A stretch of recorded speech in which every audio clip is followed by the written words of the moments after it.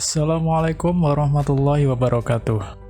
Perkenalkan, nama saya Rahmat Romadona Prayoga, peserta Latsar CPNS golongan 3 angkatan 24 tahun 2022. Pada kesempatan kali ini saya akan memaparkan mengenai pemahaman dan penerapan sistem merit di Indonesia dan di Kabupaten Tanah Bumbu. Sistem merit menurut pasal 1 Undang-Undang Nomor 5 Tahun 2014 tentang Aparatur Sipil Negara, sistem merit adalah kebijakan dan manajemen ASN yang berdasarkan pada kualifikasi, kompetensi, dan kinerja secara adil dan wajar dengan tanpa membedakan latar belakang politik, ras, warna kulit, agama, asal-usul, jenis kelamin, status pernikahan, umur, atau kondisi kecacatan. Di dalam Peraturan Pemerintah Nomor 11 Tahun 2017 tentang manajemen PNS, salah satu yang dibahas adalah mengenai sistem merit. Terdapat 6 poin penting yang harus dicermati dalam sistem merit. Implementasi yang pertama yaitu mengenai poin pengorganisasian perencanaan ASN.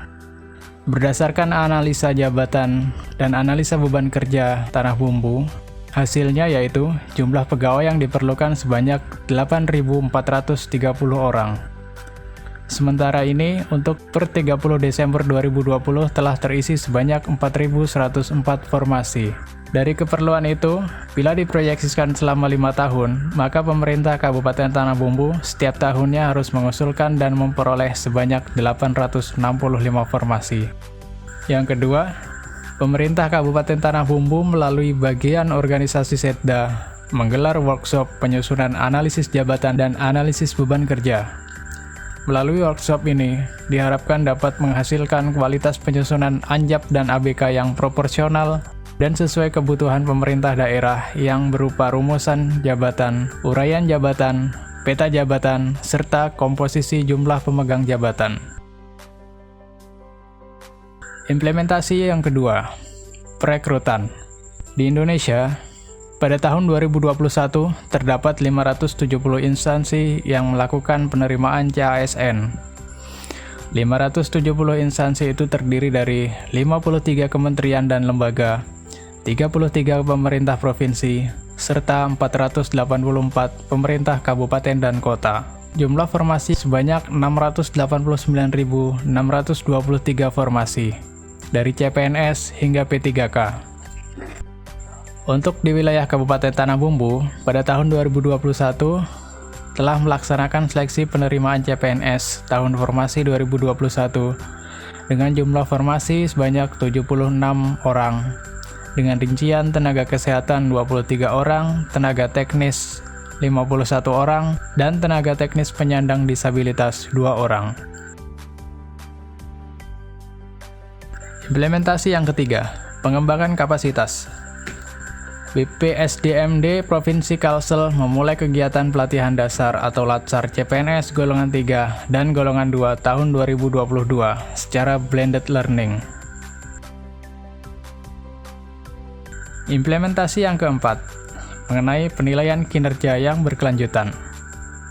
Pemerintah Kabupaten Tanah Bumbu menerima kunjungan tim penilai kinerja 8 aksi konvergensi percepatan penurunan stunting tahun 2021.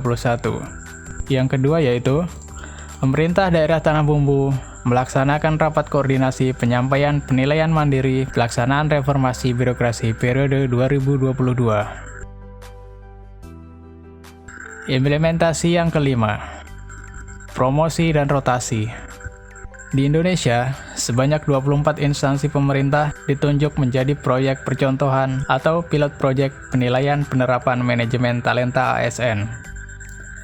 Mereka menjadi langkah awal dalam penilaian ini karena memiliki indeks sistem merit berkategori sangat baik pada tahun 2020 lalu.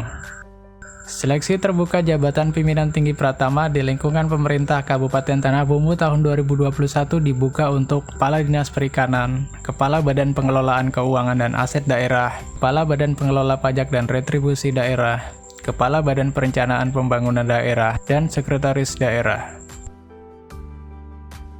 Implementasi yang keenam, perubahan sistem pensiun dan sistem kompensasi. Yang pertama yaitu Deputi Bidang SDM Aparatur Kemenpan RB telah menyiapkan skema gaji baru bagi PNS yang mana ada konsep penghargaan atau reward untuk para ASN. Yang kedua yaitu Badan Kepegawaian Negara telah mengungkapkan bahwa saat ini pemerintah sedang mengkaji reformasi program jaminan pensiun dan hari tua bagi pegawai negeri sipil yang mana pembayaran uang pensiun yang semula dengan skema pay as you go akan berubah menjadi fully funded. Alasan perombakan skema pensiunan dan jaminan hari tua bagi PNS tersebut yaitu untuk mengurangi beban yang dikeluarkan APBN karena selama ini uang pensiun PNS lebih banyak dibayarkan oleh APBN. Hasil penilaian penerapan sistem merit pada instansi pemerintah yang mendapatkan kategori sistem merit baik ke atas, yaitu dengan rincian sebagai berikut. 32 kementerian, 22 lembaga pemerintah non-kementerian, 19 pemerintah provinsi, dan 66 pemerintah kabupaten atau kota. Pengawasan penerapan sistem merit pada instansi pemerintah tingkat kementerian dan lembaga pemerintah non-kementerian tahun 2021 sudah cukup optimal. Sedangkan pada pemerintah daerah provinsi dan kabupaten atau kota belum optimal. Sekian pemaparan yang dapat saya sampaikan. Semoga di masa yang akan datang, penerapan sistem merit pada instansi pemerintah di Indonesia akan menjadi lebih baik. Terima kasih. Wassalamualaikum warahmatullahi wabarakatuh.